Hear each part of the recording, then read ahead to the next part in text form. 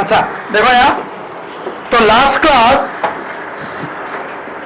हम लोग सम्स किया था ना, तो लास्ट क्लास हम लोग ने डिस्कस किया था, सब लोग ध्यान से सुन लो। लास्ट क्लास हम लोगों ने डिस्कस किया था किसी भी गुड्स एंड सर्विसेज का जो वैल्यू होता है सर हमें वो कौन सा पकड़ना है। तो हम लोग क्या सीखा है सर, कौन सा वैल्यू पकड़ना है, या तो फाइनल गुड्स का डायरेक्ट दाम पकड़ लो और या तो उसका वैल्यू एडेड पकड़ लो। क्योंकि अगर तुम वैल्यू एडेड नहीं पकड़ेगा और सबका फाइनल गुड्स का दाम पकड़ लेगा तो सर आपका फाइनल गुड्स का दाम क्या हो जाएगा, ओवर एस्टिमेट हो जाएगा, जिससे डबल काउंटिंग का प्रॉब्लम हो जाएगा। तो डबल काउंटिंग का प्रॉब्लम ना हो इसीलिए हम लोग को दो चीज करना पड़ता है, या तो आप सबके पास मत जाओ, डायरेक्टली फाइनल गुड्स जिसके पास है, जो बनाया है फाइनल गुड्स, सिर्फ उसी से उसका दाम पूछो, जो कि पॉसिबल नहीं है। आप सबके पास ही जाएगा, तो अगर सबके पास जाएगा तो जिसने टायर बनाया वो टायर का दाम बताएगा, जिसने बैटरी बनाया वो बैटरी का दाम बताएगा, जिसने इंजन बनाया वो इंजन का दाम बताएगा, और जिसने गाड़ी बनाया है ना, तो गाड़ी बनाने के लिए उसने टायर इंजन बैटरी दूसरे से लिए तो वो काउंट नहीं करेगा, वो अपना इंटरमीडिएट गुड्स मतलब रॉ मटेरियल को क्या करेगा, माइनस कर देगा। करने के बाद जो बचेगा वो होता है वैल्यू एडेड। समझ आ गया, क्लियर। तो वैल्यू एडेड मेथड तुमसे पूछेगा वैल्यू एडेड मेथड कब अप्लाई करेंगे, तो sir value added method production method में अप्लाई किया जाता है। जब भी हम प्रोडक्शन बेसिस पे नेशनल इनकम निकालेंगे तो sir value added method use होगा। सर क्यों वैल्यू एडेड मेथड यूज होगा, क्योंकि जब भी हम प्रोडक्शन मेथड से नेशनल इनकम निकालेंगे सर सबका प्रोडक्शन वैल्यू अगर आप लोगे तो किसी भी फिनिश स्टॉक का दाम ओवर एस्टिमेट हो जाता है, क्योंकि एक ही गुड्स एंड सर्विसेज बार बार काउंट हो जाता है, जिससे डबल काउंटिंग प्रॉब्लम का प्रॉब्लम हो जाता है। तो सर इससे बचने के लिए हम लोग क्या करते हैं, वैल्यू एडेड मेथड यूज करते हैं। वैल्यू एडेड मेथड का दूसरा नाम होता है टोटल आउटपुट मेथड, इसका एक और नाम होता है जिसका नाम है प्रोडक्शन मेथड। तीनों एक ही चीज होता है, total output method, production method, value added method, तीनों का मतलब क्या होता है बेटा, सेम होता है। क्लियर, सबको क्लियर हो गया। तो तुमको लास्ट क्लास भी हम बताया था डबल काउंटिंग प्रॉब्लम से 3 क्वेश्चन आते हैं एक ही में, 2 + 1 + 2 ऐसे करके आता है। तो बोलेगा डबल काउंटिंग प्रॉब्लम क्या है, इसका इफेक्ट क्या होगा और इसको कैसे सॉल्व करें। तो सबसे पहला आंसर होगा डबल काउंटिंग प्रॉब्लम। ये प्रॉब्लम होता है कि एक ही गुड्स एंड सर्विसेज का खर्चा जब आप बार बार रिपीट कर ले तो सर इससे डबल काउंटिंग प्रॉब्लम बोलता है। सर इसका इफेक्ट क्या होता है, सर इससे फिनिश गुड्स का दाम ओवर एस्टिमेट हो जाता है। सर इसको ठीक कैसे करें, 2 तरीका है, टोटल आउटपुट मेथड, या तो टोटल फिनिश स्टॉक का दाम पकड़ लो और या तो सबका वैल्यू एडेड पकड़ लो, तो सर आपका डबल काउंटिंग प्रॉब्लम सॉल्व हो जाएगा। यहां तक क्लियर। अब मुद्दा वाला बात आपसे बात करना चाह रहा है, सुन लो। यहां मान के चलो एक एग्जांपल बताता है कि भव्य ने गाड़ी बनाया, भव्य ने क्या बनाया, गाड़ी बनाया। हम है सरकार, हम भव्य से पूछा कि भैया बताओ तुम्हारा गाड़ी का दाम कितना लगा बनाने का, वो बोला सर 1 लाख रुपया। कितना बोला, 1 लाख रुपया बोला। सुन लो, वो बोला कितना, 1 लाख। सर वो 1 लाख कैसे बोला, कोई भी मैन्युफैक्चरर किसी भी फिनिश स्टॉक का दाम जो बताता है तो सर उसमें क्या क्या चीज का खर्चा जोड़ता है, वो ये बताओ।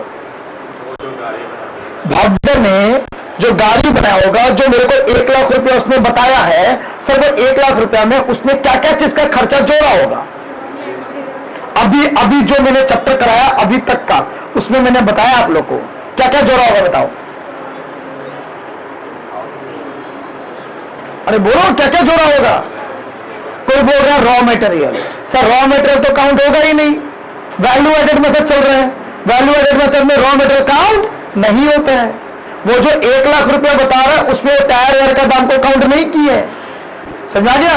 तो उसने जो 1 लाख रुपया वैल्यू एडेड बताया, सर वो वैल्यू एडेड 1 लाख रुपए में क्या क्या चीज का खर्चा जोड़ा है, वो अपना जो प्रोडक्शन किया अच्छा उसमें क्या, labour, land, labour, capital, entrepreneur, यही होता है फैक्टर्स ऑफ प्रोडक्शन। तो उसका बनाने में जो रेंट लगा होगा, उसका बनाने में जो सैलरी और वेजेस देना पड़ा होगा, उसका बनाने में जो पैसा का इंटरेस्ट देना पड़ा होगा, और उसका बनाने में जो एंटरप्रेन्योर को प्रॉफिट देना पड़ा होगा। तो ये चारों खर्चा को जोड़ के इसका दाम निकला कितना? 1 लाख। कितना रुपया निकला? 1 लाख। इस 1 लाख को हम लोग बोलते हैं सर फैक्टर कॉस्ट। क्या बोलते हैं सर? फैक्टर। सुन लो पहले, इसको बोलते हैं हम लोग फैक्टर कॉस्ट। समझ में आ गया? तो अगर मैं बोलूं कि भाई मेरा प्रोडक्ट फैक्टर कॉस्ट पे 1 लाख है, सुन लो, अगर मैं ये बोलूं कि मेरा ये मोबाइल का फैक्टर कॉस्ट 1 लाख है, तो इसका मतलब ये है कि सर मेरा ये मोबाइल का जो खर्चा लगा है उसमें मैंने रेंट जोड़ा है, उसमें मैंने सैलरी और क्या वेजेस जोड़े हैं, क्योंकि दोनों भाई भाई होते हैं, इसमें मैंने इंटरेस्ट जोड़ा और इसमें मैंने अपना प्रॉफिट भी जोड़ लिया है। ये सब मिला के गाड़ी का दाम कितना हो गया? 1 लाख। इसको कहते हैं फैक्टर कॉस्ट। याद है? क्लियर? सबको क्लियर हो गया? अब ध्यान से सुनना, क्या भव्य गाड़ी मार्केट में 1 लाख में बेच सकता है? हाँ या ना? मैंने उसको पूछा भैया गाड़ी का दाम कितना लगा तेरा? वो बोला सर 1 लाख। और 1 लाख कैसे लगा? समझ में आ गया ना? उसका रेंट लगा होगा वो जोड़ दिया, उसने सैलरी वेजेस जोड़ दिया, इंटरेस्ट जोड़ दिया, प्रॉफिट भी जोड़ दिया। अब बताओ भव्य जो मार्केट में गाड़ी बेचेगा वो 1 लाख में बेचेगा कि नहीं बेचेगा? बताओ। अगर भरत उसके पास गया, बोला गाड़ी दो, कितना रुपए का गाड़ी है, तो भव्य कितना बताएगा? बोलो। कभी दुकान में सामान खरीदने नहीं गया तो बताओ ना, भव्य कितना बोलेगा? गलत जवाब। अच्छा यार रुको, सब बोल रहे ज्यादा बोलेगा। अरे रुको, हाँ ज्यादा बोलेगा। क्या जोड़ेगा उसमें? ज्यादा बोलेगा प्रॉफिट। ऑलरेडी प्रॉफिट जोड़ा हुआ है। 1 लाख रुपए उसका कॉस्टिंग थोड़ा ना है, उसमें प्रॉफिट भी इंक्लूडेड है, तो कितना बोलेगा? 1 लाख ही बोलेगा। तो सरकार जीएसटी क्या तुम्हारा पॉकेट से लेगा? समझ आ गया? इसमें हम जीएसटी भी जोड़ेगा। क्या जोड़ेगा? जीएसटी। वो बात अलग है, हम फीस में नहीं जोड़ते इसलिए पता नहीं है तुम लोगों को। अगर दूसरा जगह जाता वहां पे जीएसटी जोड़ना तो आइडिया रहता। चलो ठीक है, तो फैक्टर कॉस्ट में आप क्या जोड़ दिया बताओ? जीएसटी। तो भव्य कैसे बोलेगा? सुनो, भव्य में बोलेगा सर गाड़ी का दाम तो 1 लाख है, इसके ऊपर आप 10% जीएसटी लगा दीजिए, तो आपका सामान का दाम कितना हो गया? 1,10,000। बताओ सबको क्लियर है? तो सर जीएसटी लगा दिया हम 10,000 रुपया। अब बताओ मार्केट का दाम कितना हो गया? 1,10,000। तो फिर इसको कहते हैं मार्केट प्राइस। क्या कहते हैं? Market price. तो कोई तुमसे पूछेगा कि बताओ फैक्टर कॉस्ट और मार्केट प्राइस में क्या डिफरेंस है, तो तुम क्या बोलेगा? फैक्टर कॉस्ट और मार्केट प्राइस में क्या डिफरेंस है, तो तुम क्या बोलेगा? फैक्टर कॉस्ट बिना टैक्स के। हाँ, फैक्टर कॉस्ट बिना टैक्स का है और मार्केट प्राइस इंक्लूडिंग टैक्स है। देखो ना, कोई भी सामान तुम खरीदता है तो वहां पर 2 लाइन लिखा रहता है, एक्सक्लूडिंग जीएसटी, इंक्लूडिंग जीएसटी। अगर एक्सक्लूडिंग जीएसटी है तो जीएसटी जोड़ के दो, और इंक्लूडिंग जीएसटी है तो सर वही अमाउंट दे दो। आया ना? तुम रेलवे का टिकट काटो, वहां पे जीएसटी लगता है। कोई भी सामान लो, मेरे पास बिल नहीं है, कोई भी सामान लो तो जीएसटी मिला करके तुमको देना पड़ता है। हाँ या ना? तो फैक्टर कॉस्ट का मतलब हो गया तुम्हारा कॉस्टिंग, प्रॉफिट जोड़ के, और मार्केट प्राइस का मतलब हो गया मार्केट का दाम। किसका दाम? अब ध्यान से सुनना, अब थोड़ा बुक में देख लो एक बार, ज्यादा मत देखो, थोड़ा ही देखो। क्या लिखा है ऊपर हेडिंग? यहां बुक नहीं, यहां देखो क्या लिखा है। नहीं, पहला वर्ड क्या है? चलो ठीक है, अब यहां पे आ जाता है सर इनडायरेक्ट क्यों?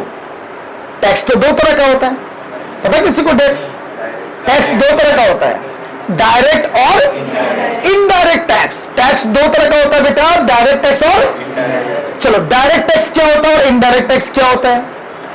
जिसका खर्चा वही अगर टैक्स पे करे, डायरेक्ट टैक्स। जैसे एक बात बताता है, मेरा समीर कोचिंग सेंटर का इनकम, किसका इनकम है? समीर कोचिंग सेंटर का। टैक्स भी कौन पे कर रहा है? समीर कोचिंग सेंटर पे कर रहा है। इसको बोलते हैं डायरेक्ट टैक्स। क्या बोलते हैं? मेरा ये फ्लैट मेरा है, इसका होल्डिंग टैक्स मेरे को देना है और सरकार को दे भी कौन रहा है? नहीं दे रहा हूं, तो बताओ इसको क्या बोलेंगे? Direct tax. समझ आ गया? तो जिसका बर्डन वही पे कर रहा है टैक्स, उसको क्या बोलते हैं? Direct tax. क्या बोलते हैं? लेकिन तुम्हारा मान के चलो ट्यूशन फीस का एग्जांपल देता है। सर जीएसटी किसको देना है? तुम लोग को, क्योंकि सर्विस कौन ले रहे हैं? तुम लोग को रेस्टोरेंट में खाने के लिए गया, मान के चलो बारबेक्यू नेशन में खाने के लिए गया, क्लियर? तो खाया कौन? तुम लोग। सर्विस लिया कौन? तुम लोग। जीएसटी कौन पे करेगा? तुम लोग। लेकिन सरकार को जाके पे करता है तुम लोग? नहीं। किसको पे करता है? रेस्टोरेंट वाले को। और रेस्टोरेंट तुम्हारे बिहार में किसको पे करता है? सरकार को। समझ में आ गया? इसीलिए इसका नाम पड़ गया इनडायरेक्ट टैक्स। क्या नाम पड़ गया? तो इनडायरेक्ट टैक्स का मतलब होता है बर्डन किसी और का, पेमेंट कोई और करता है। इंसिडेंस ऑफ टैक्स कहीं और है, पेमेंट कोई और कर रहा है, इसलिए इसका नाम पड़ गया क्या? Indirect tax. अब बात यह आता है कि सर इस चैप्टर में सिर्फ इनडायरेक्ट क्यों लिखा है, डायरेक्ट क्यों नहीं लिखा? अभी इस चैप्टर में सर इनडायरेक्ट क्यों लिखा है, डायरेक्ट क्यों नहीं लिखा?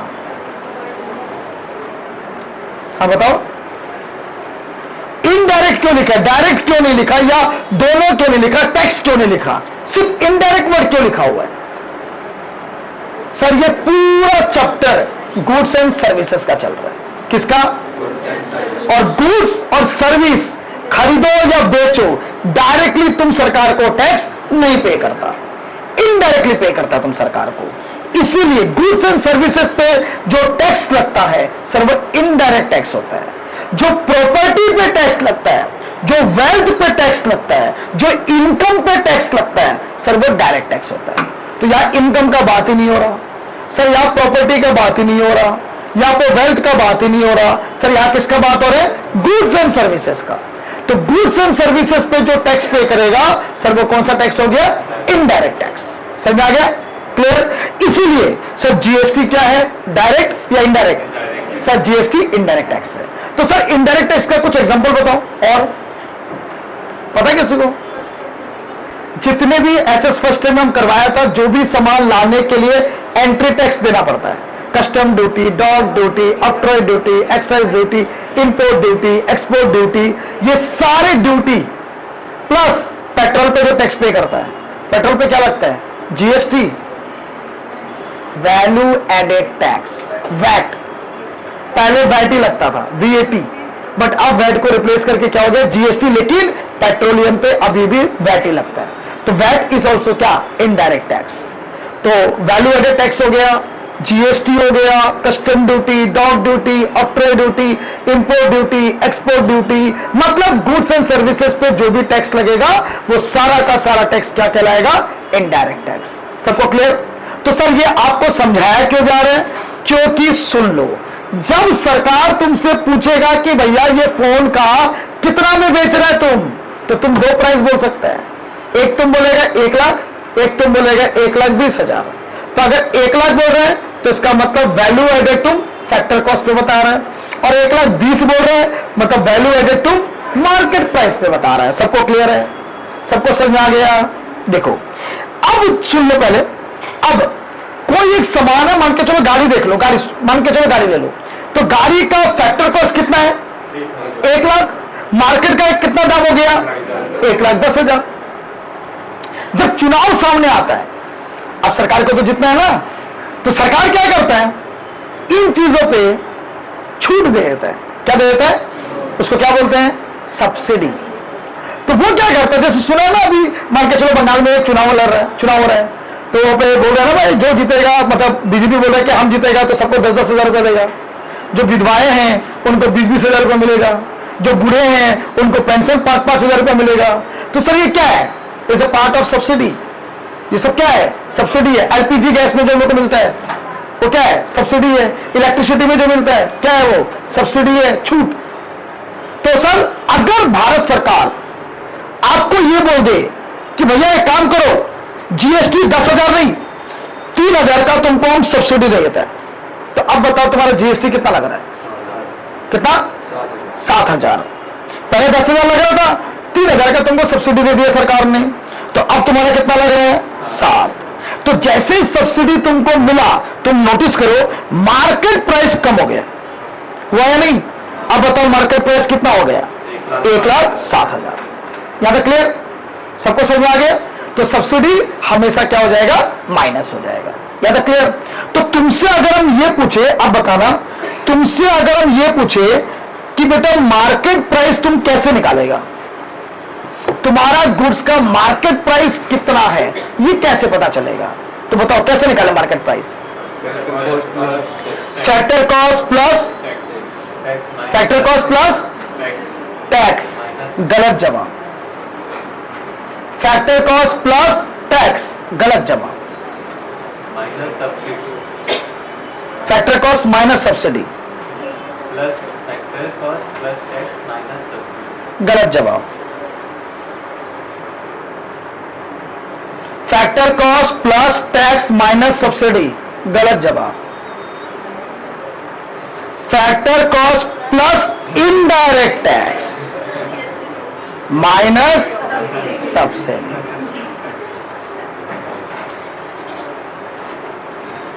समझ गया? छोटा सा चीज है, पूरा चैप्टर हिला देगा। सम्स में वही दे देगा इनकम टैक्स, जोड़ करके आ जाएगा और पता चलेगा जीरो मिल गया।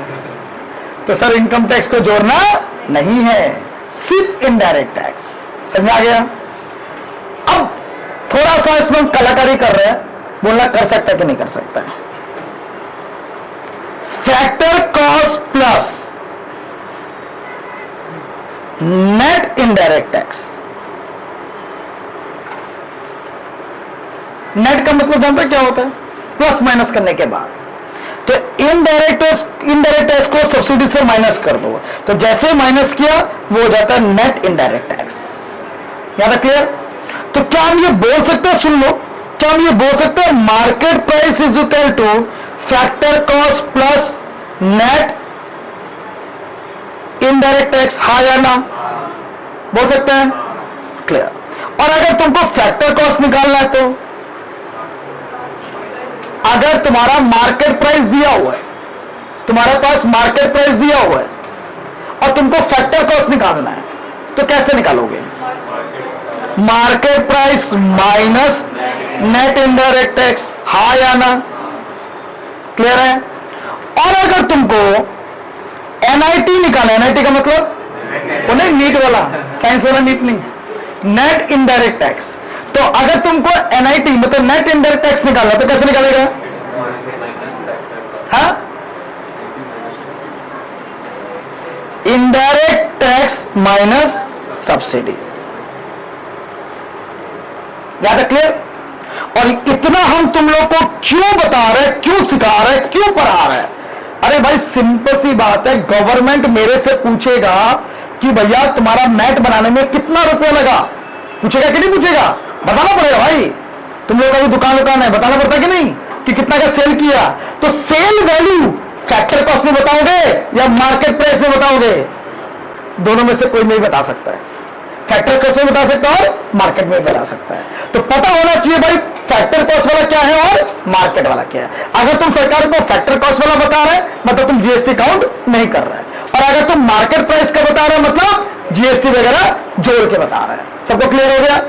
समझ आ गया सबको? यहां तक क्लियर है? अब सुन लो एक बार, तेरी हाँ, अब सुनो एक बार यहां पे। तो आपको याद होगा लास्ट क्लास जो हम सम्स कराया था, तो हम लोग एक वर्ड लिखता था GVA। कोई बोल सकता है इसका मतलब क्या था? ग्रॉस फुल फॉर्म था। मतलब क्या है? ये फुल फॉर्म है।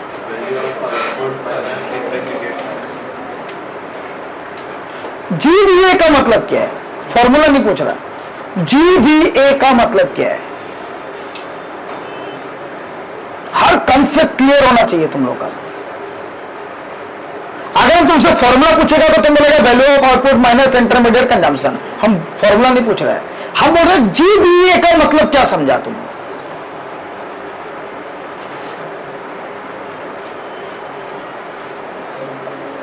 अच्छा, जी का मतलब क्या है? ग्रॉस का मतलब?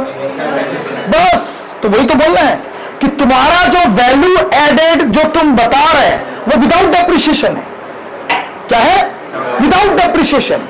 और अगर तुम एनबीए बता रहे हो, तुम सरकार को बोल रहे हैं एनबीए, तो इसका मतलब आफ्टर डेप्रिसिएशन, डेप्रिसिएशन के बाद तुम्हारा वैल्यू एडेड कितना है वो बता रहे हैं। समझ आ रहा सबको?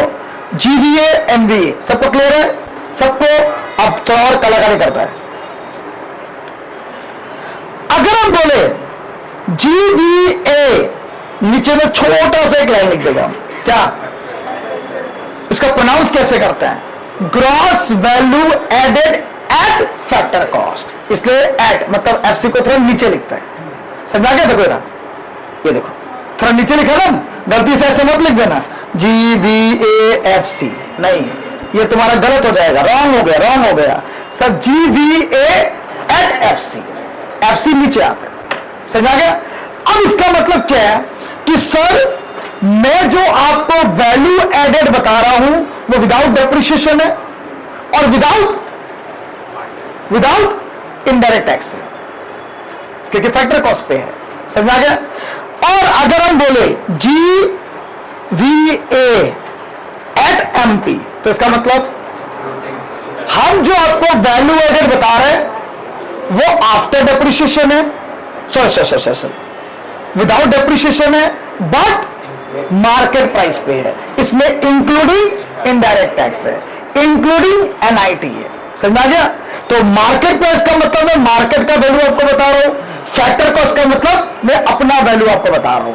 मेरा कितना लागत लगा इंक्लूडिंग प्रॉफिट वो हम बता रहे हैं, मतलब फैक्टर कॉस्ट, और इसमें GST जोड़ के अगर बता रहे हैं तो सर वो क्या हो जाएगा? Market price. समझ आ गया? क्लियर है? अब एक छोटा सा क्वेश्चन पूछता, बताना MCQ के तौर पर।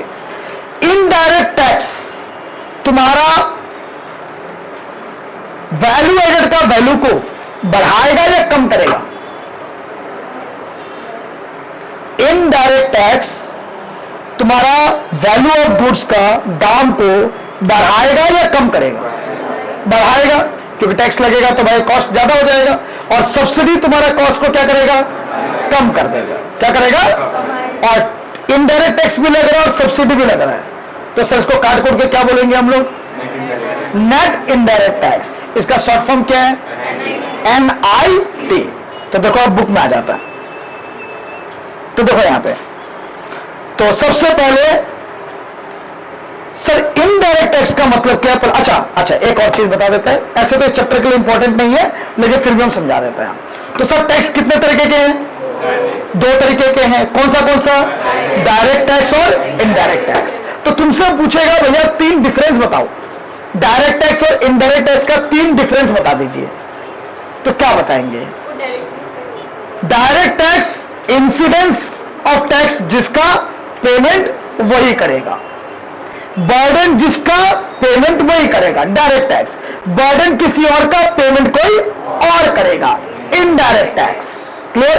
एक डिफरेंस समझ आ गया। दूसरा सर एग्जांपल बोल देना। इनडायरेक्ट टैक्स का एग्जांपल हो गया GST, value added tax, custom duty etcetera, और डायरेक्ट टैक्स का एग्जांपल हो गया income tax, property tax, wealth tax etcetera.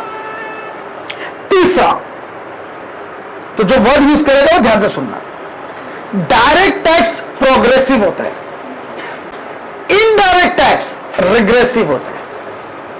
क्या बोला? डायरेक्ट टैक्स प्रोग्रेसिव होता है, इनडायरेक्ट टैक्स रिग्रेसिव होता है। अब इसका मतलब क्या है? सुनो एक बात बताओ, इनकम टैक्स का मतलब पता है सबको? इनकम टैक्स डायरेक्ट टैक्स होता है। तुम्हारा इनकम 10,000 रुपया, कितना? और सरकार 10% टैक्स ले रहा है, ऐसा एग्जांपल दे रहा है, 10% टैक्स ले रहा है, तो तुम कितना टैक्स पे करेगा? 1000। मेरा कमाई 10 लाख रुपया, हम कितना टैक्स पे करेगा? 1 लाख। अंबानी जी का कमाई 1 करोड़ रुपया, वो कितना टैक्स पे करेगा? 10 लाख। तो क्या नोटिस किया? कमाई बढ़ रहा है, टैक्स भी ज्यादा लग रहा है, कमाई बढ़ रहा है, टैक्स ज्यादा दे रहे हैं, तो सर इसलिए इसका नाम क्या पड़ गया? Progressive tax. Direct tax progressive tax होते हैं, जितना ज्यादा कमाई, जितना ज्यादा इनकम, उतना ही अमाउंट पेएबल ऑफ टैक्स क्या होगा? तुम्हारा ज्यादा होगा। अब आता है इनडायरेक्ट टैक्स। इनडायरेक्ट टैक्स क्या होता है? रिग्रेसिव, उल्टा। इनडायरेक्ट टैक्स का मतलब बर्डन ऑफ टैक्स कमते जाता अगर इनकम ज्यादा है तुम्हारा, तो सर ये कैसे पॉसिबल हुआ? सुनो,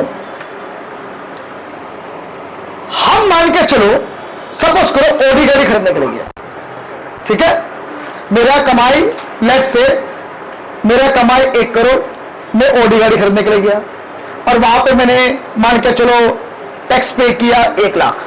कितना पे किया? 1 लाख, ठीक है।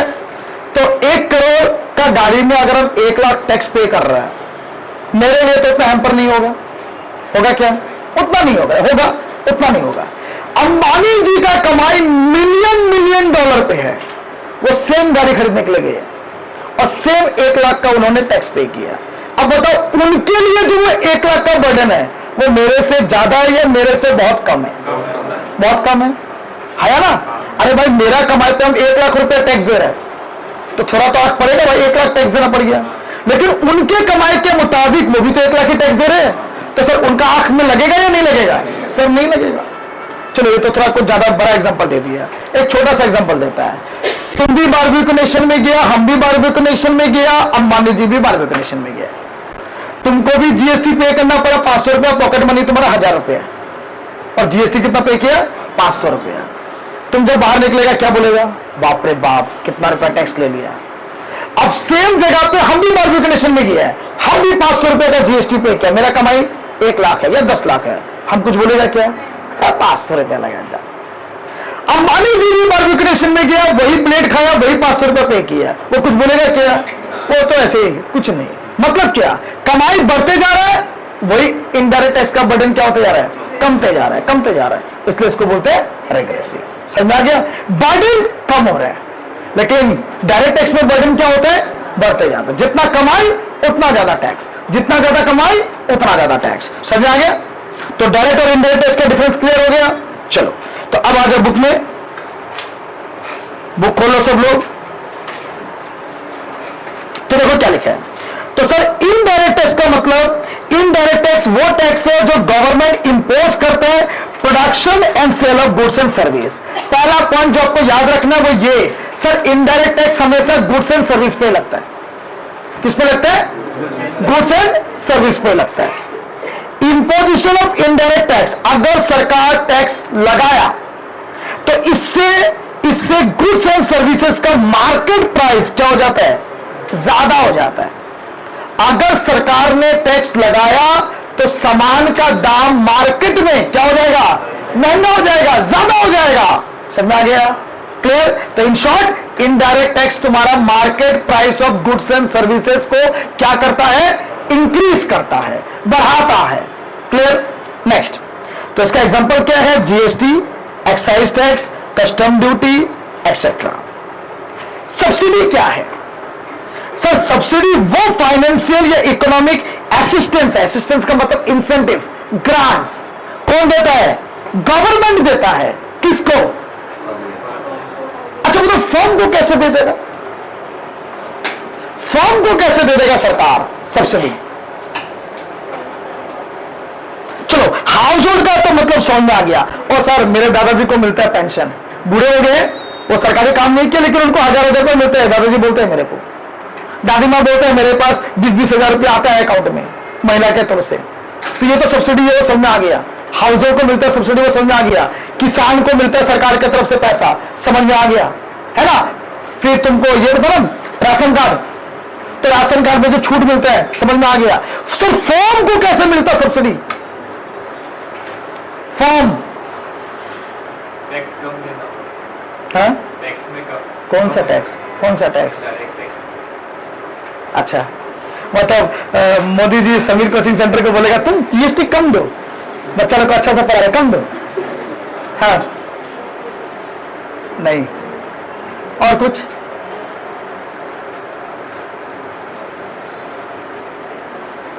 स्कीम लॉन्च कर दिया।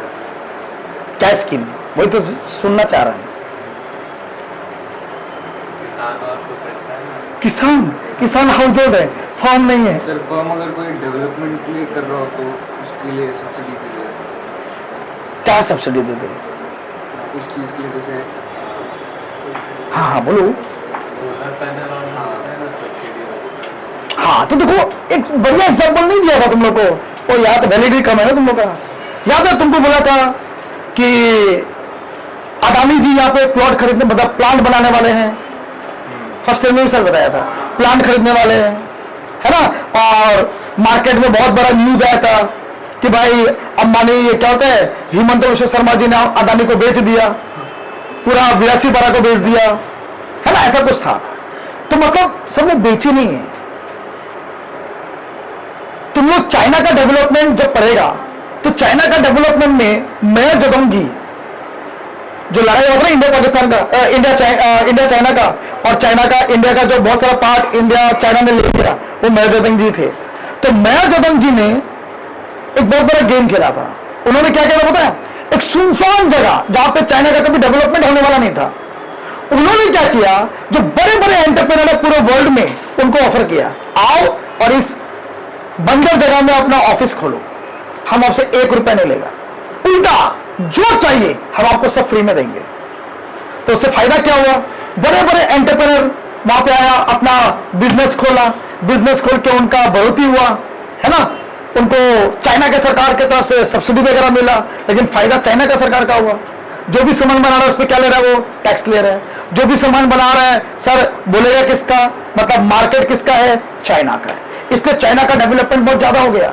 अगर मान के चलो मेरे घर के सामने एक प्लॉट ऐसे ही पड़ा है, वहां मेरे को घर बनाना है ना कुछ करना है, ऐसे ही पड़ा है, और ये आके बोलता है कि सर मैं 5 साल के लिए यहाँ पे काम करूंगा, है ना, और जो भी कमाई होगा उसका 40% आपको दूंगा। कितना दूंगा, 40% आपको दूंगा, ठीक है। आप बस रेंट मत लो, इस जगह का रेंट मत लो, हमको ऐसे काम करने के लिए दे दो। बोला हम दे या ना दे, दे या ना दे, अरे भाई दे दो ना, 4 साल बोलते चला जाएगा, प्रॉपर्टी तो तुम्हारे रहेगा, लेकिन 4 साल एक परमानेंट तुमको क्या मिल गया, इनकम सोर्स मिल गया। समझ आ गया। तो इस तरह का सब्सिडी, सोलर पैनल जैसे बोला, इस तरह का सब्सिडी जो है वो सरकार फर्म वगैरह को देते रहता है। तो देखो कैश ग्रांट, बता सकता है कोई कैश ग्रांट का मतलब? सब्सिडी में एक आता है कैश ग्रांट। कैश ग्रांट का मतलब क्या है? अरे दादाजी लोग को तो देते हैं, है ना, पेंशन का पैसा, है ना, फ्लड आ गया देते नहीं, फ्लड आ गया तो सबके अकाउंट में 10,000 रुपया, तो उसको बोलते हैं cash grant. Interest free loan to the firm, ये तो अभी बहुत हिट होकर रखा है, इसलिए नरेंद्र मोदी जी बार बार जीत रहे हैं। आत्मनिर्भर भारत सुना ना, 2 लाख का लोन लो विदाउट इंटरेस्ट, अपना बिजनेस खोलो और कोई इंटरेस्ट देने का दरकार नहीं है। 5 साल 10 साल जब तुम्हारा मन है 2 लाख रुपए जाके दे दो। तो तुम लोग तो पढ़ता नहीं है ना।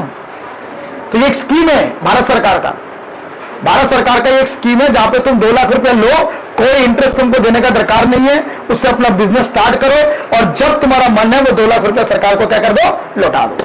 तो हाँ, भारत सरकार का फायदा कैसे हुआ? जो सामान चाइना बना रहा है वही सामान तुम बनाएगा, वही सामान तुम बेचेगा, तो अल्टीमेटली टैक्स तो हम ही लेगा। तुम बेचा वो भी टैक्स लेगा और जो खरीदेगा उससे भी टैक्स लेगा। समझा गया? तो फायदा ये है। और दूसरा फायदा, सब क्या बोलेगा, अरे नरेंद्र मोदी जी देखो इंडिया में ये सामान बनवाने लग गया। समझ रहा है? हाँ, तो कोई चाइना से नहीं सामान लेगा, चाइना का घर घर पे सामान बनता है, बट इंडिया में नहीं बनता। लैक ऑफ इंसेंटिव और लैक ऑफ फंडिंग। तो इसीलिए फंडिंग और इंसेंटिव सरकार को देना चाहिए ताकि तुम और हम अपना अपना बिजनेस स्टार्ट कर सके। समझा गया? चलो यहां तक क्लियर है सबको? सुन लो। फिर subsidy on the price of cooking gas, ये तो पता ही है, एलपीजी गैस में सब्सिडी मिलता है। फर्टिलाइजर सब्सिडी, फार्मर लोग जो सीड्स खरीदता है ना उसको भी सब्सिडी में मिलता है। मार्केट का दाम अगर 100 रुपए है तो सरकार को यह पता है कि भाई फार्मर गरीब होता है, वो अगर खरीदेगा नहीं तो अनाज फसल कैसे करेगा, तो वो 100 रुपया का देगा, कितना में बेचता है, 10 रुपया में। कितना में? रिच वाला को 100 रुपए में बेचेगा और गरीब फार्मर को कितना में, 10 में, ताकि सब फर्टिलाइजर कर पाए, सब कल्टीवेशन कर पाए। समझ आ गया? तो इस सब को बोलते हैं हम लोग सब्सिडी। याद है? क्लियर? तो सब्सिडी तुम्हारा मार्केट प्राइस को कम कर देता है। क्या कर देता है? इनडायरेक्ट टैक्स तुम्हारा मार्केट प्राइस को क्या करता है, बढ़ाता है, और सब्सिडी तुम्हारा मार्केट प्राइस को क्या करता है, कम कर देता है। ये चीज समझ में आ गया? सब्सिडी का मतलब एक तरह का क्या, छूट। तो छूट देगा तो भाई मार्केट का दाम क्या हो जाएगा, कम हो जाएगा। तो सर नेट इनडायरेक्ट टैक्स कैसे निकालेंगे? Indirect tax minus subsidy. याद है? क्लियर? चलो, मार्केट प्राइस और फैक्टर कॉस्ट क्या है? तो पहले फैक्टर कॉस्ट, अभी भी समझाया था फैक्टर कॉस्ट का मतलब। सर फैक्टर कॉस्ट का मतलब किसी भी मैन्युफैक्चरर, किसी भी फर्म का प्रोडक्शन करने में जो लागत लगता है। लागत का मतलब लैंड, लेबर, कैपिटल और एंटरप्रेन्योर। इन शॉर्ट एक वर्ड में अगर हम बात करें, फर्म जो फैक्टर सर्विस लेने के लिए जो फैक्टर पेमेंट करता है वही फैक्टर कॉस्ट है। तुम्हारा जो फैक्टर इनकम है वो मेरा फैक्टर कॉस्ट है। याद रखना ये बात, आगे चल के फैक्टर इनकम वर्ड आएगा। तुम्हारा जो फैक्टर इनकम है, अच्छा चलो एक बार थोड़ा सा 4-5 दिन पहले जाता है। हम प्रोडक्शन कर रहे हैं, हम मैन्युफैक्चरर हैं, हम फर्म हैं, हम प्रोडक्शन करता है। बताओ प्रोडक्शन करने के लिए मेरे को क्या क्या चीजों का जरूरत पड़ेगा? Land, labour, capital, entrepreneur. कौन देगा ये 4 चीज मेरे को? हाउस होल्ड, क्योंकि हाउस होल्ड फर्म को लैंड, लेबर, कैपिटल, एंटरप्रेन्योर दे रहा है। तो वो ऐसे बोलता है, सर मैं आपको फैक्टर सर्विस दे रहा हूं, आप लोग मेरे को क्या दे रहे हैं? Factor service. तो बदले में जिसने मेरे को लैंड दिया होगा उसको मैं क्या पेमेंट करूंगा? रेंट। तो उसका कमाई है। जो लेबर के तौर पे काम करे उसको मैं क्या दूंगा? सैलरी, उसका वो कमाई है।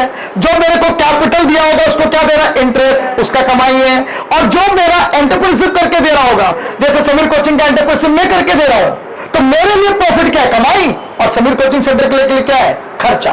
तो समीर कोचिंग सेंटर इसको बोलता है फैक्टर कॉस्ट और हम लोग इसको बोलेगा फैक्टर इनकम। समझ आ गया? यहां तक क्लियर है? चलो, तो फैक्टर कॉस्ट क्या है? फैक्टर कॉस्ट का मतलब वो फैक्टर पेमेंट जो प्रोडक्शन यूनिट मतलब फर्म पेमेंट करता है 4 फैक्टर्स ऑफ प्रोडक्शन का सर्विस लेने के लिए। लैंड, लेबर, कैपिटल, एंटरप्रेन्योर का सर्विस लेने के लिए जो हम तुमको पेमेंट कर रहा है उसी को फैक्टर कॉस्ट बोलता है। तो सर लेबर के लिए हम देते हैं वेजेस एंड सैलरी, कैपिटल के लिए देते हैं हम इंटरेस्ट, फिर उसके बाद लैंड के लिए देते हैं हम रेंट और एंटरप्रेन्योरशिप के लिए देते हैं प्रॉफिट। इन चारों चीज को अगर हम ऐड कर दे तो सर मेरे लिए फर्म के लिए ये क्या हो जाएगा? Factor cost. आप लोग के लिए फैक्टर, जोर से, फैक्टर मेरे लिए, आप लोग के लिए, हाँ याद रखना है। आगे चल के फैक्टर इनकम भी आएगा। तो फैक्टर इनकम का मतलब sir house hold factor services जो प्रोवाइड कर रहा है फर्म को, तो बदले में फर्म जो पेमेंट कर रहा है सर वही पैसा को क्या बोलेंगे हम? Factor income. सबको क्लियर है? आगे तो फैक्टर कॉस्ट का मतलब वो पैसा, प्रोडक्ट का वो पैसा जो फैक्टर्स और प्रोडक्शन का सर्विस लेने में हमारा लगता है, उसको बोलते हैं फैक्टर कॉस्ट। और मार्केट प्राइस का मतलब सर मार्केट प्राइस का मतलब वो प्राइस जिस दाम पे हम मार्केट में बेचेगा। मेरा लागत प्रॉफिट मिला के ₹1,00,000 है, जैसे कि हम बताया सर हम ₹1,00,000 में मार्केट में नहीं बेच सकता। क्यों? सर जीएसटी लगाना पड़ेगा। तो जीएसटी लगाने के बाद जो दाम होगा मार्केट में सर उसको क्या बोलते हैं हम लोग? Market price. It is the sum total of factor cost and net indirect tax. समझ आ गया? इन शॉर्ट मार्केट प्राइस का मतलब वो प्राइस जिस पे कंज्यूमर कंज्यूम करता है गुड्स एंड सर्विसेज। जो प्राइस तुम लोग कंज्यूमर है, तुम लोग मेरे को दे रहे हैं वो प्राइस को हम क्या बोलेगा? Market price. वो प्राइस को क्या बोलेगा? Market price. और जो प्राइस हम बोलेगा विदाउट जीएसटी उसको क्या बोलेंगे? Factor cost. हम बोलेगा तुम्हारा फीस 10,000 है विदाउट जीएसटी। क्लियर? ये हो गया फैक्टर कॉस्ट। और तुम लोग मेरे को पे करा 12,000 विद जीएसटी, तो तुम लोग के लिए वो क्या हो गया? Market price. मेरे लिए 10,000 क्या हो गया? Factor cost. तुम लोग के लिए 12,000 क्या हो गया? Market price. समझ में आ गया? यहां तक क्लियर? चलो आगे। तो फैक्टर कॉस्ट अगर मेरे को निकालना है तो हम कैसे निकालेंगे? Market price minus indirect tax plus subsidy. इसको हम एक वर्ड में बोल सकते हैं कि फैक्टर कॉस्ट निकालना है तो market price minus net indirect tax. यहां तक क्लियर? सबको क्लियर है? तो यहीं पे लिख लो, अगर तुमको मार्केट प्राइस निकालना है तो कैसे निकालोगे? मार्केट प्राइस निकालना है कैसे निकालोगे? Factor cost plus NIT, net indirect tax. Net indirect tax.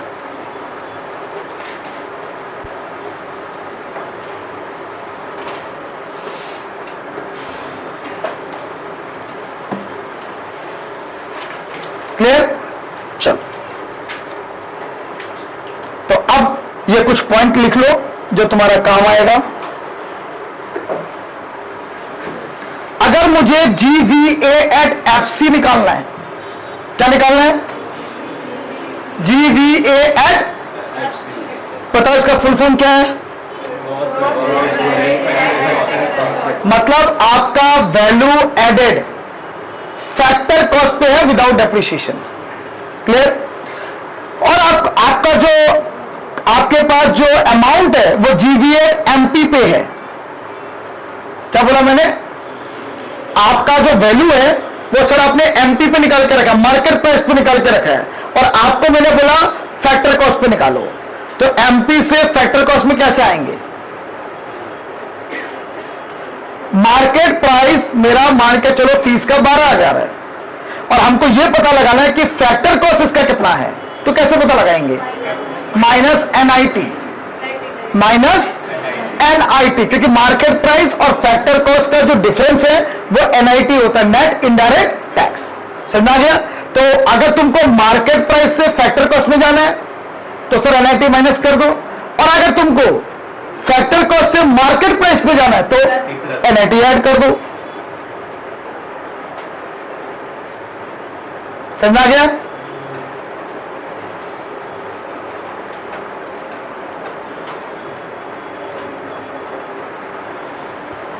इसके बाद यहां देखो, तुमको अगर net value added factor cost निकालना है, कौन सा? नेट वैल्यू, और तुम्हारा एग्जाम में दिया होगा ग्रॉस वैल्यू। ग्रॉस वैल्यू दिया होगा, नेट वैल्यू निकालना है। ग्रॉस और नेट का डिफरेंस क्या होता है?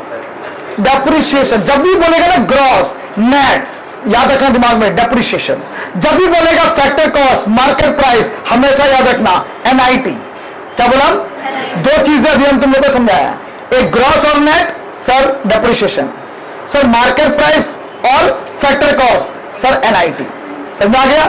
जब भी हम ग्रॉस और नेट का बात करेगा डेप्रिसिएशन आएगा बीच में, और जब भी हम मार्केट प्राइस फैक्टर कॉस्ट का बात करेगा NIT आएगा बीच में। क्लियर? तो अगर ग्रॉस वैल्यू दिया हुआ है, हमको अगर नेट वैल्यू निकालना है, ग्रॉस का मतलब इनिशियल प्राइस, नेट का मतलब डेप्रिसिएशन के बाद वाला प्राइस। तो ग्रॉस वैल्यू दिया हुआ है, हमको नेट निकालना है, तो कैसे निकाले? Minus depreciation. और अगर नेट दिया हुआ है, ग्रॉस निकालना है तो प्लस डेप्रिसिएशन। समझ आ गया? तो वही यहां पे लिखा है, सर नेट निकालना है तो माइनस डेप्रिसिएशन, माइनस डेप्रिसिएशन। और वही अगर यहां पे लिख देता है, वही अगर मेरे को GVA निकालना पड़ता तो कैसे निकालता है?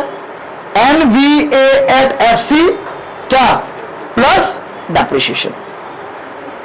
अगर आपको नेट वैल्यू निकालना है तो डेप्रिसिएशन माइनस कर दो, और अगर आपको ग्रॉस वैल्यू निकालना है डेप्रिसिएशन क्या कर दो? ऐड कर दो। और अगर ऐसे आपको याद नहीं रहता क्या प्लस होगा क्या माइनस होगा, हो सकता है, तो एकदम सिंपल कंसेप्ट है, छोटा चीज निकालना है माइनस करना, बड़ा चीज निकालना है प्लस करना। अब बड़ा छोटा पता कैसे चलेगा? सुन लो, ग्रॉस बड़ा होता है या नेट बड़ा होता है?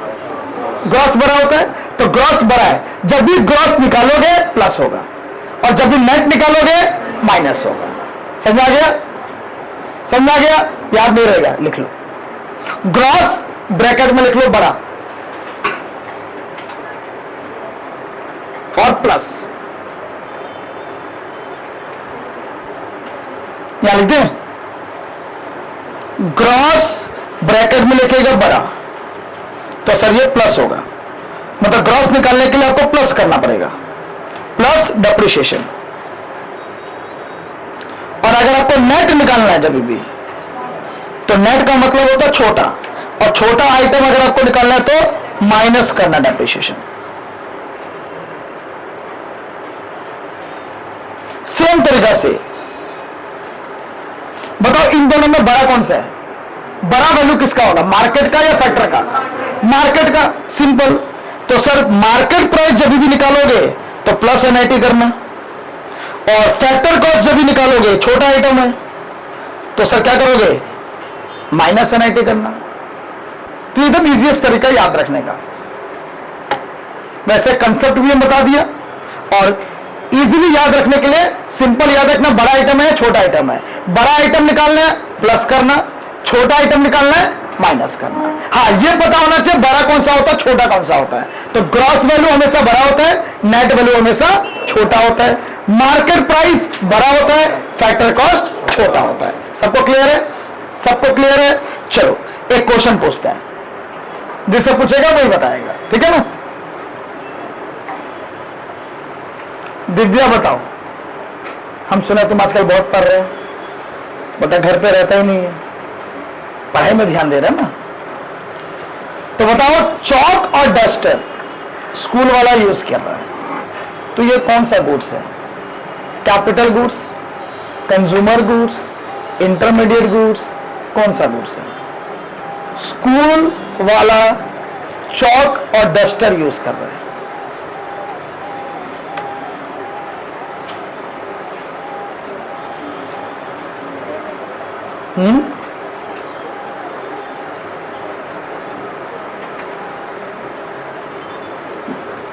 अच्छा बताओ इंटरमीडिएट गुड्स क्या था?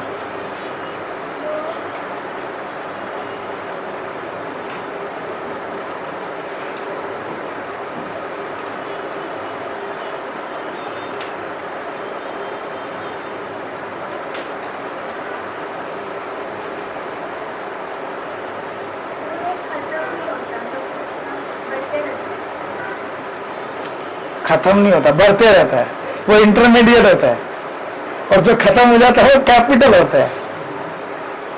तभी तो बोल रहे हैं ना, पढ़ाई पे कितना ध्यान लग रहा है तुम्हारा आजकल, देख रहे हैं? इसलिए तो नहीं सेकंड ईयर में आ गया इसलिए ज्यादा पढ़ने लगी है, या हम बोलने लगे इसलिए ज्यादा पढ़ने लगी है?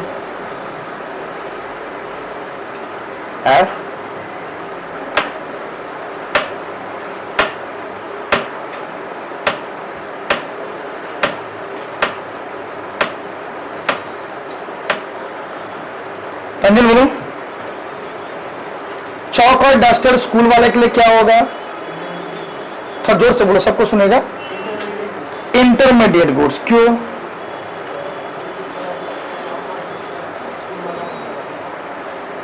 क्या क्या बोलो?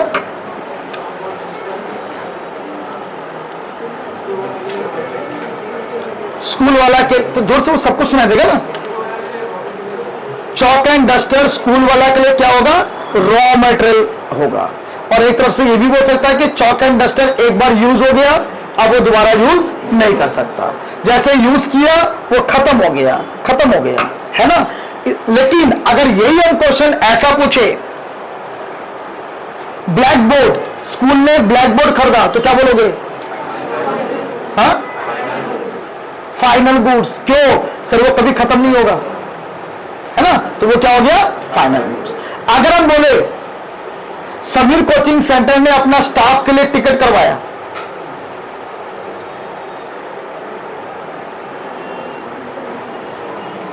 हाँ बोलो। हाँ सर, इंटरमीडिएट।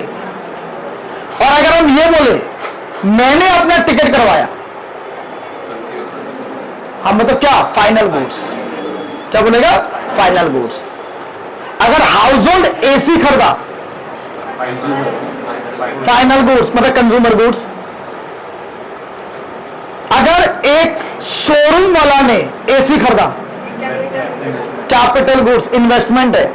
और एक एसी डीलर ने एसी खरीदा, इंटरमीडिएट गुड्स। ठीक है, डेप्रिसिएशन और कैपिटल लॉस का एक डिफरेंस बताओ। डेप्रिसिएशन सर्टेन है, कैपिटल लॉस। तो नेशनल इनकम कैलकुलेट करते वक्त क्या चीज को ध्यान रखेंगे?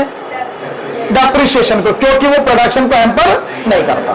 ज्यादा क्लियर?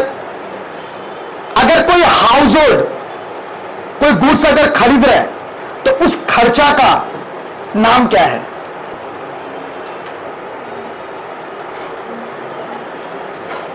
अगर हाउस होल्ड कोई गुड्स खरीद रहा है ना, तो उस खर्चे को हम क्या वर्ड से बोलते हैं? अब बोलो बोलो, क्या?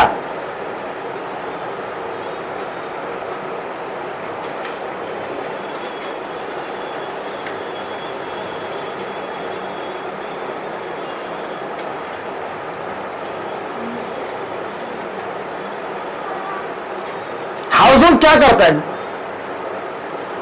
अगर तुम, हम, कोई भी कोई गुड्स खरीदता है तो क्यों खरीदता है? कंजम्पशन करने के लिए। तो उस खर्चा का नाम क्या बोलेगा हम लोग? Consumption goods.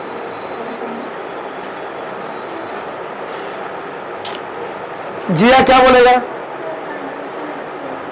कंजम्पशन नहीं, नहीं। एक चीज और मिसिंग है उसमें,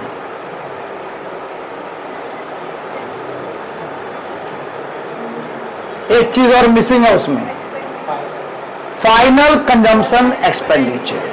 ये प्रॉपर वर्ड है। और फर्म अगर कोई फाइनल गुड्स पे खर्चा करता है तो उसको क्या बोलता है? Final investment expenditure. ठीक है। और इन्वेस्टमेंट कितने तरीके के होते हैं? वो वैल्यू है। इन्वेस्टमेंट कितने तरीके के होते हैं?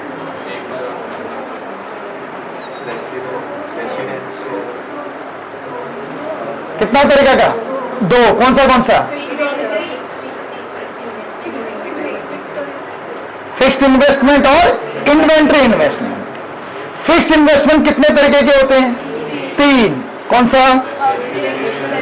Residential, public, business. Inventory investment का मतलब क्या होता है? गलत जवाब। अनसोल्ड स्टॉक हमेशा इन्वेंट्री इन्वेस्टमेंट नहीं होता। उसका एक्चुअल वर्ड होता है चेंज इन इन्वेंट्री। अनसोल्ड का मतलब जो स्टॉक बचा हुआ है, वो कभी भी तुम्हारा इन्वेस्टमेंट नहीं होगा। अगर ये स्टॉक लास्ट ईयर का बचा है तो इसलिए एक्चुअल वर्ड है change in inventory. Sir change in inventory कैसे निकालेंगे? क्या चेंज इन इन्वेंट्री नेगेटिव हो सकता है? कब? सर जब ओपनिंग भरा होगा। क्या चेंज इन इन्वेंट्री पॉजिटिव हो सकता है? हाँ। कब? जब क्लोजिंग भरा होगा। क्या इन्वेस्टमेंट, ग्रॉस इन्वेस्टमेंट से बड़ा नेट इन्वेस्टमेंट हो सकता है क्या? अच्छा वो छोड़ो। क्या नेट इन्वेस्टमेंट कभी नेगेटिव हो सकता है? नेट इन्वेस्टमेंट नेगेटिव हो सकता है क्या? जीरो हो सकता है? नेट इन्वेस्टमेंट जीरो हो सकता है क्या? सर हो सकता है। अरे भाई एसेट्स को तुम पूरा यूज कर लो, उसका वैल्यू क्या हो जाएगा? जीरो। तो नेट इन्वेस्टमेंट जीरो हो सकता है। समझ में आ गया? यहां तक क्लियर? अच्छा, माइक्रो और मैक्रो में एक डिफरेंस बताओ।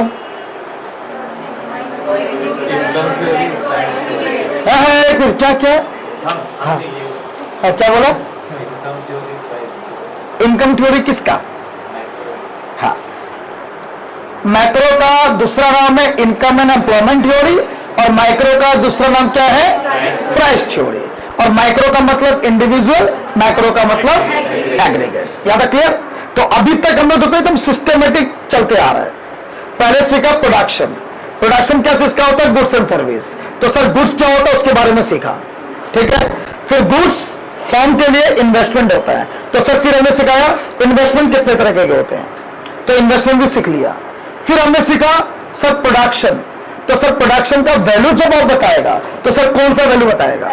अगर आप डायरेक्ट वाला वैल्यू बता देगा तो सर डबल काउंटिंग का प्रॉब्लम हो जाएगा। तो इसलिए हमेशा कौन सा वैल्यू बताता है हम लोग? वैल्यू एडेड बताता है। चलो क्लियर। अगेन सर आप जो वैल्यू एडेड बता रहे हैं वो कौन सा प्राइस पे बताएगा? आज सिखाया है। कौन सा प्राइस? या तो फैक्टर कॉस्ट या तो मार्केट प्राइस। फैक्टर कॉस्ट का मतलब आपका लागत, मार्केट प्राइस का मतलब मार्केट में जो रेट में बेचेगा उसका प्राइस। तो फैक्टर कॉस्ट और मार्केट प्राइस का डिफरेंस क्या होता है? मार्केट प्राइस और फैक्टर कॉस्ट में डिफरेंस क्या होता है? एनआईटी। याद रखो एनआईटी। ग्रॉस और नेट में क्या डिफरेंस होता है? डेप्रिसिएशन। फैक्टर कॉस्ट और मार्केट प्राइस में क्या डिफरेंस होता है? एनआईटी। याद है? क्लियर? ठीक है। चल आज के लिए यहीं तक।